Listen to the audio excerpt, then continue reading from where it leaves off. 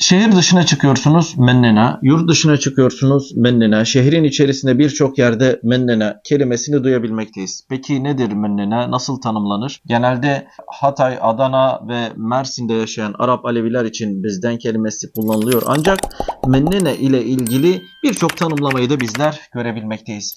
Şimdi biz bugün kaynaklara baktığımızda Hazreti Ali Aleyhisselam'ın mennena kelimesini kullanıp kullanmadığına bakacağız. Araştırma yaptığınızda göreceksiniz ki mennena kelimesini evet İmam Ali Aleyhisselam birçok yerde kullanmış. Bugün bununla ilgili bir örnek vereceğim. Ancak İmam Ali Aleyhisselam'ın mennena kimdir sorusu üzerine değil, kimler mennena değildir bunun üzerine durmuş olduğu birçok hadisten bir tanesini aktaracağım. Bir gün İmam Ali Aleyhisselam kendi hilafeti döneminde pazarda gezerken bir tane süt satıcısını görür. Süt satıcısı bağırmaktadır. Leben, leben diye. Fasih Arapçada leben süt için kullanılır. Genelde kendi yöremizde yoğurt için belki de kullanılır ama Fasih Arapçada süt için kullanılan bir tabirdir. İmam Ali Aleyhisselam durdurur kendisini. Der ki ne satıyorsun? Süt satıyorum. Sen süt sattığını ifade etmek için sütçüyüm ya da işte süt satıyorum diye sesleniyorsun. Peki senin sattığın gerçek süt mü? Evet der İmam Ali Aleyhisselam'a. Peki der İmam Ali Aleyhisselam, sütün içerisine herhangi bir şey karıştırdın mı? Adam imama yalan söyleyemeyeceğini bildiği için ya da öyle ya da böyle imamın kendi yalanı olursa onu ortaya çıkarabildiğini bildiği için yalan söylemez ve der ki evet ey Mevlam ben bunun içerisine su kattım. Başını eğer İmam Ali Aleyhisselam kendisine döner der ki men gashşe leyse minna. Bunun üzerinde çok durup düşünmek lazım. Diyor ki İmam Ali Aleyhisselam aldatan bizden değildir. Men gashşe leyse minna. Sen bundan sonra bu pazarda çalışmak istiyorsan ya sütüne su kattığında insanlara diyeceksin ki içine su katılmış süt satıyorum diyeceksin. Ya da eğer süt satıyorum diyeceksen içine asla su katmayacaksın. Aksi takdirde İmam Ali Aleyhisselam diyor ki men gashşe leyse minne. Şimdi bu sözden bizim çıkarım yapmamız gereken çok önemli bir husus var.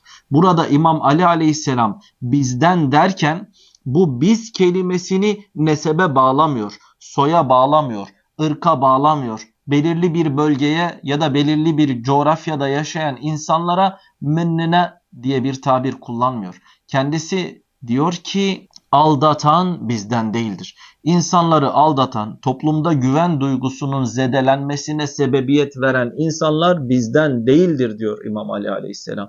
Bunun birçok örneği var. Bakın mesela bir satıcı sattığı ürünün kusurlu olduğunu ya da özürlü olduğunu bildiği halde bunu söylemeden, ifade etmeden satıcı eğer alıcıyı kandırmaya çalışıyorsa bizden değildir. Evliliklerde eğer bir eş kendi eşini aldatıyorsa öyle ya da böyle herhangi bir sebeple bunun bir mazereti olamaz, bizden değildir. Bir devlet görevlisi şu ya da bu sebeple halkın malına zarar veriyorsa, halkı aldatıyorsa, insanları aldatarak, rüşvet alarak, kendi çıkarları doğrultusunda kendi görevini yanlışa kullanıyorsa bizden değildir. Bir siyasetçi seçmenlerine vermiş olduğu sözü seçildikten sonra yerine getirmezse, sadece seçilebilmek için birçok vaat verip bu vaatleri yerine getiremeyeceğini bile bile halka yalan söylüyorsa bizden değildir. Bir öğrenci, bu üniversite öğrencisi olabilir, lise öğrencisi olabilir, kopya çekerek kendisini olduğundan daha üstün bir noktada gösteriyorsa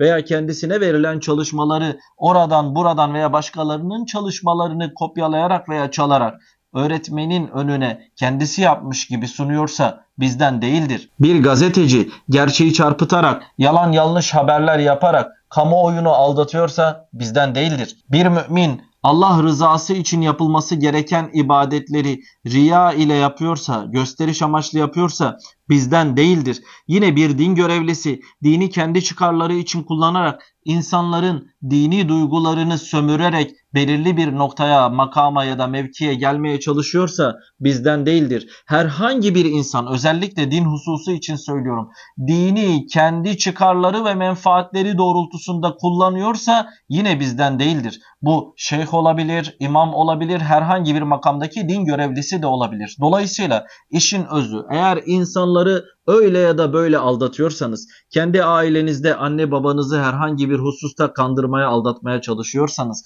ya da kendi makam ve mevkinizde herhangi bir insanı aldatmaya çalışıyorsanız İmam Ali aleyhisselam diyor ki bizden değildir. Eğer sen mennene kelimesini İmam Ali aleyhisselamın yolunda yürüyenler için kullanıyorsan bu ağır bir kelimedir. O zaman hayatına, yaşamına çeki düzen vermen gereklidir. Senin annenin, babanın, dedenin veya nenenin Alevi olması, Müslüman olması, mümin olması senin dört dörtlük bir Alevi veya Müslüman veya mümin olacağın anlamına gelmiyor. Allah Azze ve Celle bakın Kur'an-ı Kerim'de ne buyuruyor? Diyor ki İbrahim suresi 36. ayette Bismillahirrahmanirrahim.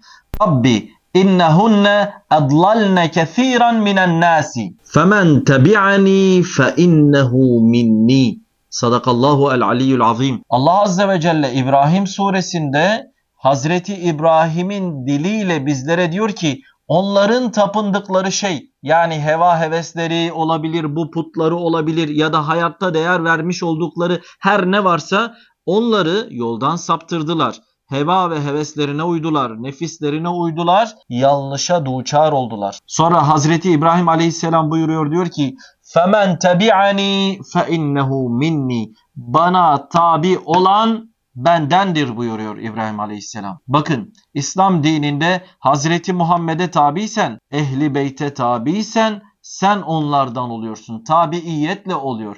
Eğer senin söylemlerin, davranışların Hazreti Muhammed'in ve Ehli Beyt'in tavsiyeleri doğrultusunda ise evet mennine olmaya yaklaşıyorsun. Ancak sen ben mennineyim diyeceksin.